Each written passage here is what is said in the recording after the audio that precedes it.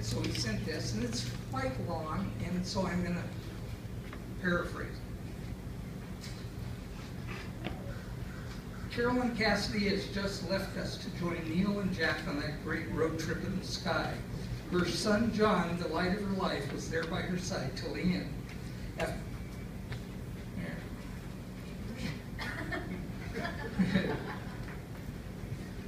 She was a regular rockin' self through Sunday, woke up with a tummy ache Monday, had an infected appendix, and checked out by Friday. We should all be so lucky. She was 90 years old and still drank her white wine and smoked her Moore's menthol ciggies every day. That is easy to say. She was living the life she chose on her own terms in her own house until the very end. Besides Neil's love for her, it's my considered opinion she was also the love of Jack Kerouac's life, and they pledged to be together in the next one.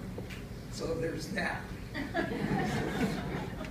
Carolyn was a spiritual and intuitive channel, naturally smart, well-educated, well-read, independent, creative, curious as all get out, strong yet loved hugs, uncommonly forgiving while still holding a firm sense of right and wrong, and was a hell of a gifted portrait painter.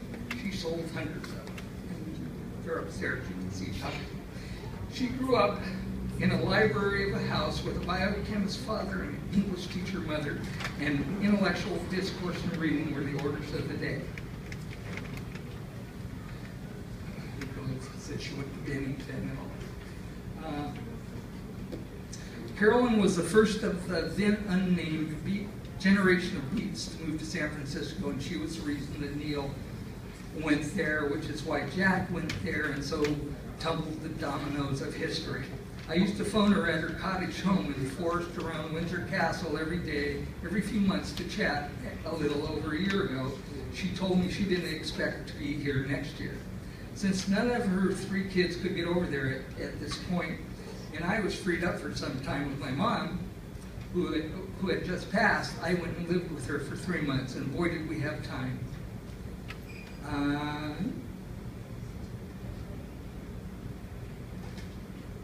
And she wasn't just a surrogate mother to me, but was the den mother to the entire Beat generation, the only one in that whole crazy crew who maintained a home with kids in a garden and a Kerouac bivouac under the backyard tree, and she remained a mother figure until the end to hundreds of fans who would email her, and she'd write everyone back, offering her advice and years of wisdom to help with any problem anyone else had. She maintained a routine for at least the last decade of her life, where she would do emails in the morning, read from the stack of books beside her bed all afternoon, and by 5 it was okay to have a glass of wine and watch the local and then the Beat national news, then quiz shows or nature documentaries in the evening. She also had shelves full of Beat movies that I went through and had us systematically watch every damn one, and I could ask her any question and we'd hit pause and go off on crazy tangents and get another glass of wine and maybe watch another 5 minutes, and something else would come up. It would take us about 10 hours to get through one movie.